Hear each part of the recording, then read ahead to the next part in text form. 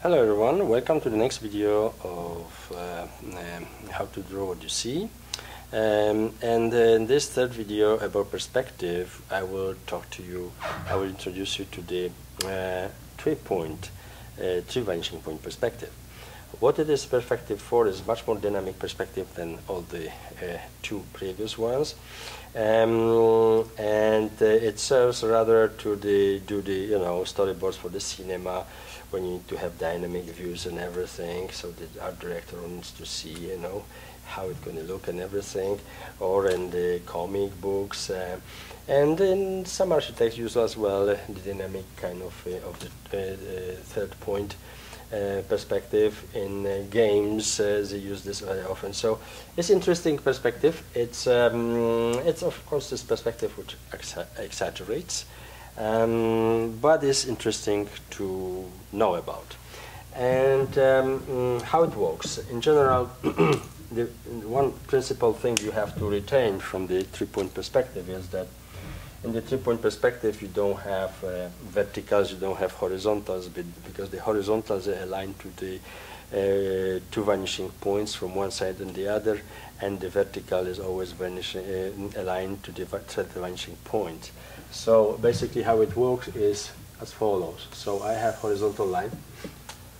Of course I choose one vanishing point here, one vanishing point here, okay, and basically I divide the space on half. So basically I create very fast, in two vanishing point perspective. I go through those crossing parts, so I have now perfect rectangle in perspective.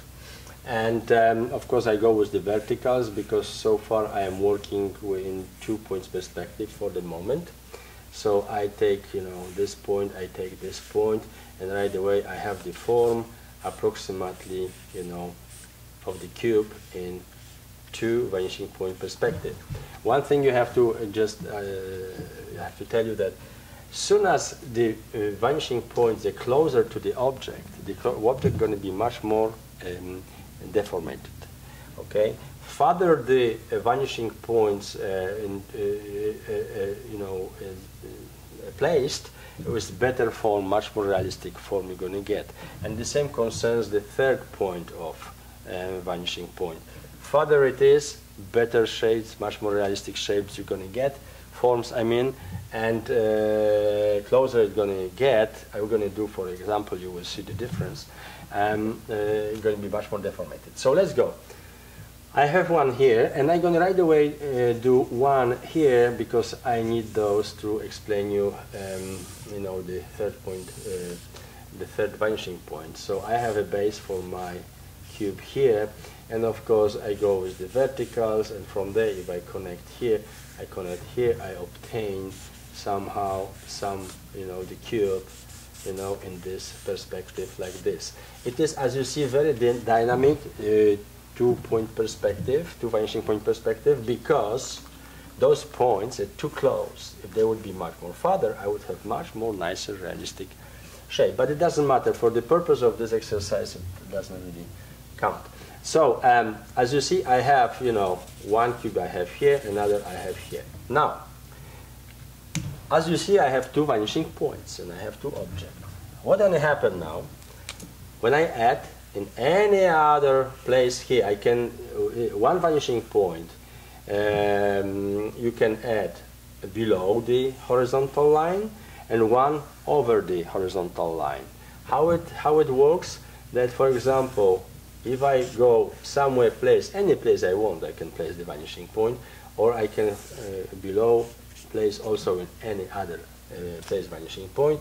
Let's say one I am going to do very close, maybe no, this is going to be a little bit farther, but let's say central, okay, a little bit farther but central, somewhere here.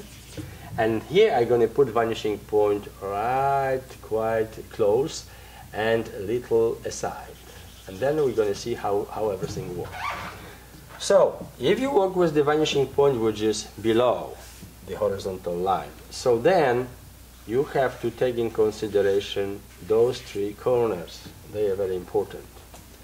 okay, because as you know the vertical is going to be aligned to this third vanishing point. So look how it's happening, and this is a bit farther, so the form is not as exaggerated, you see. Is a little bit modified, but it's not exaggerated. So in black it would be like this. I took into consideration those 3 points and I aligned them. So as you see here, this part not changed because this aligns to this vanishing point, this aligns to this vanishing point, but these things align, these corners align to this vanishing point. But in order to align them to this vanishing point, you can't start here, you have to take from the top. So basically you have something like this going on, and your form is going to have this shape in this case, okay? So now, what happens here when the vanishing point, the third vanishing point, is very close to the object, okay, and is not necessarily central? What we got? So let's go. From this point, in this case, if you have over the horizon line the third vanishing point, then you take those points in consideration. The 3 points here, the exterior ones. Of course, the base is not changing because still one part of it is aligned to this vanishing point and one part is aligned to this vanishing point. There is no changes much here. The changes there, however, look, if I now from here align those 3 points here, look what's going to happen. You see, I go here, I go there, and I go here. Look now how this form changed. So now, you see, here, okay, I'm going to have 1, second here, third here, okay, and the fourth is going to be, you know, here.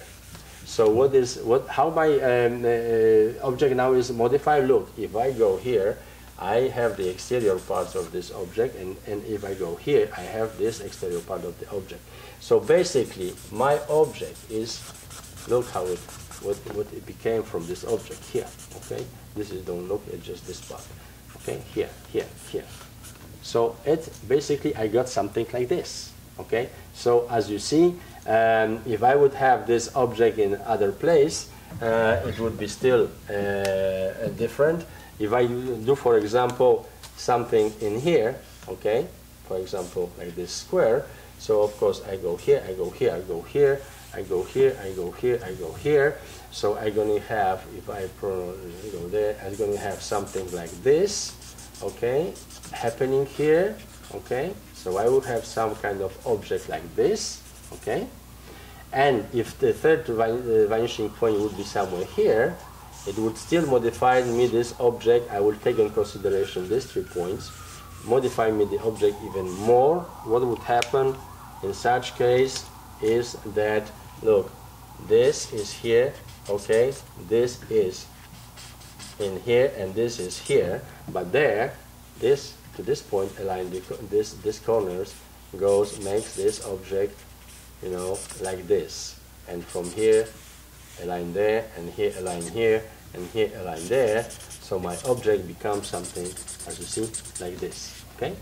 So that is 3 vanishing points. So you can, you know, do whatever forms. Of course, the simplest is to take the cube, but you can, when you get used to it, you can try to do another forms. Much more complicated, like for example this, which I would draw you previously, or another ways, another one, whatever. It's you creative, you can choose whatever you want.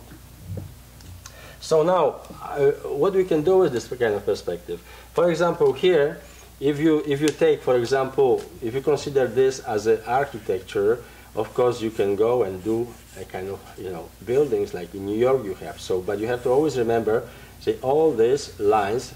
If you have windows here, for example, here, here, here, and here is some kind of, you know, another somehow building goes here and goes here. So of course you have the vanishing point always here and there, okay? But the third one is going to go there. So basically the buildings, whatever you build, is going to go, you know, that way. The third vanishing point will always give you, change you, you know, whatever you do. The same would be here, you know, if you do with this kind, you go with this kind of towers and everything.